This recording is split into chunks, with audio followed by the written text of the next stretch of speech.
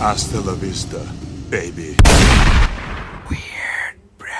What if Superman was remade with zero budget, no script, 3 fans from a broken pedestal, and an entire gram of expired LSD? Well, good news. Bangladesh did it first in 1990. Welcome to the world of Dhaliwood Superman, where copyright law, logic, and acting all come to die. Our masterpiece begins with the iconic Richard Donner Superman theme, blatantly stolen.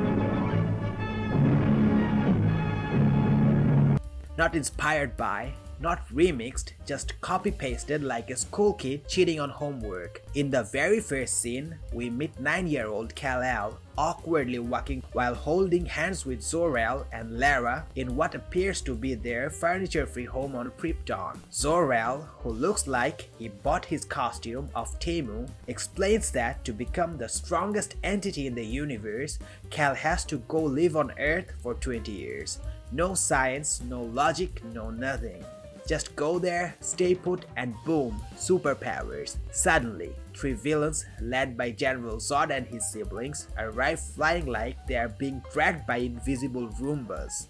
Zor-El panics and throws Kal into a spaceship that looks like a coronavirus. Then he drops a bombshell. When you get to Earth, you'll forget who we are until exactly 20 years pass. There's no science behind this, just vibes and space amnesia. Zod and the crew burst in like amateur cosplayers.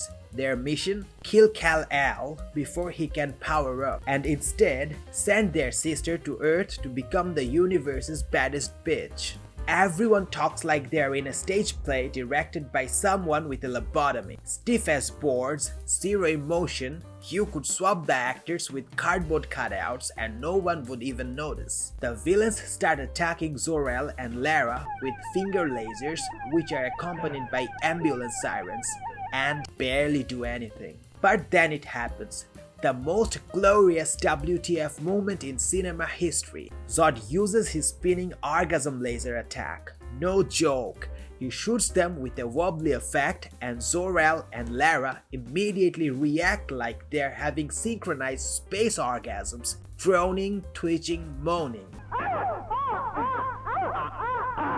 Their passion is so powerful it generates an electric sex force field that imprisons them. Meanwhile, Kal-El's virus ship crash lands and explodes on impact. A priest sees the wreckage and rushes in, only to find a 9-year-old standing in the flames like, hey. The priest asks where he's from, and Kal just lies that he is a human like a manipulative little sociopath. Then, just to prove how human he is, the little freak lifts the priest's jeep over his head like he's rapping for the circus. The priest shits his holy robes and tries to leave, but Baby Soup flies after him like a possessed drone. Cornered, the priest gives up and adopts the alien child, probably thinking, well, if he kills me, at least I will die in a mansion. Because yeah, this priest lives in a massive villa, has an adopted daughter, a private tutor for her, and clearly makes more money than the Vatican. Must be one of those God wants you to be rich preachers. Kal-El doesn't know how to sleep, eat, or do literally anything. He just stands there like a malfunctioning Roomba. So the priest dumps him in school, where Soup immediately starts bragging about his superpowers. And everyone laughs at him. He deserves it. Fast forward to adulthood, he is now flying over mismatched background footage. His flight path looks like it was shot from a rickshaw. He is already in the Superman costume, and we get zero explanation for where it came from. Did he knit it, borrow it, steal it from a dead cosplayer? We'll never know. Later, Superman stops a group of thugs from kidnapping a bunch of 30-year-old schoolgirls on a picnic. After they hand over their guns, Superman literally throws the guns 5 feet away, within easy reach, and then just lets the criminals walk. Yes, really. Because they promise to be good boys now. Our boy Superman doesn't believe in secret identities. Dude just chills in full costume at home like it's sweatpants. Remember the priest's adopted daughter Mary? She's grown up now and becomes the subject of a completely pointless musical number where she sings about being horny at 16.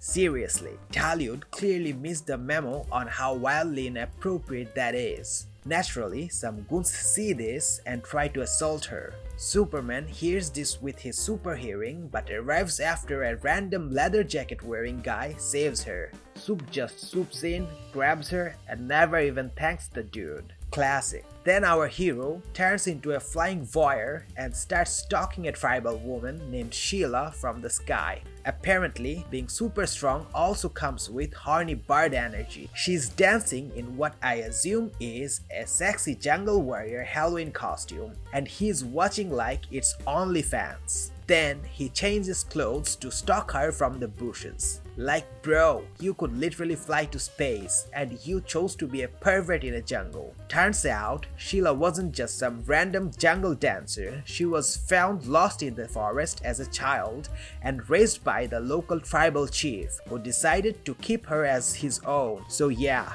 she's basically a laser-wielding jungle Disney princess if Disney was drunk and had no script. Anyway, things escalate quickly. Some tribal meth heads get mad that Sheila's in love with an outsider and drag her to the chief for judgment. The chief, being a halfway decent dude, is like, leave her alone, she's my daughter. But the goons go full mob justice mode and attack her, which was a huge mistake because Sheila vaporizes them into emergency smoke signals. Then one goon decides to challenge Superman to a duel. A normal fist fight, you ask? Nope, Superman responds by stabbing the dude with his wiener. Yup, just pelvic thrusts the guy into oblivion. I don't know what his powers are anymore. At this point, he's part Kryptonian, part hentai. So, after Superman crotch stabs a guy into the next dimension, Sheila's adoptive father, tribal chief, is like, you have proven yourself, outsider. I offer you my daughter's hand in marriage. Seems like a big moment, right? But Soups just hits him with the hardest no of the century. I can't marry her because anyone who touches her disintegrates. Bro, you touched her already. You literally groped her in the bushes last scene. She warned you, nothing happened, and y'all made sexy space eyes at each other. So what changed? Did your plot armor expire? This is either the most noble lie in the world, or Soup realized marriage involves commitment and dipped.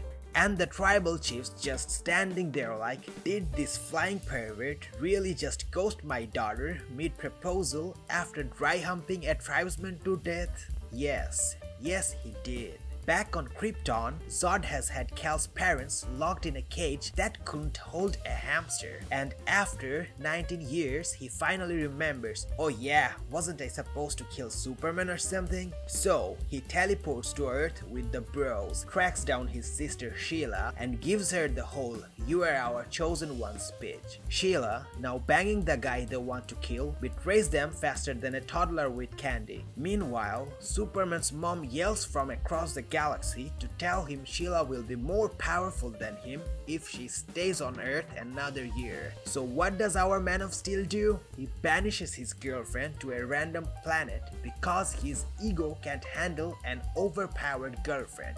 Bruh. After dancing on the saddest, cheapest set I have ever seen, Superman ghosts her hard and flies back to Earth. Eventually, Soup runs into Zod and gets his cape handed to him. So what does he do? Run away. Yup, the world's most powerful man sprints like a coward while Zod turns the priest's house into an Airbnb of evil. Superman, meanwhile, is hiding on a hill doing jack shit while Mary is stuck entertaining her would-be predators. Creepy Zod bro even starts eyeing her like he's about to commit a felony. Zod then drags Sheila back to Earth. Notice how Zod brother's costume changes to black? No explanation was ever given. It was done only to make it consistent with the footage they are gonna steal later on from the Christopher Reeves version of the movie. After 20 years, both Sheila and Soup reach full power, but conveniently forget each other and start fighting like they are in a Mortal Kombat cutscene shot with the toaster. Eventually, they regain memory by punching each other in the face and decide to team up. The final battle is just stolen footage from the Christopher Reeve Superman, not even edited, just ripped clean. Then, in the most insane twist ever, Sheila straight up snaps her sister's neck, which I am 95% sure Zack Snyder stole for Man of Steel. And how does Zod die? Killed. Yup, he dies from the emotional weight of pirated footage. Iconic. This movie is a crime against logic, filmmaking, and possibly the Geneva Convention. Watching it definitely shaved a few hours of my life. So, if you want me to suffer more cinematic torture for your entertainment, hit that like button, comment your favorite WTF moment below, subscribe, and ring that damn bell.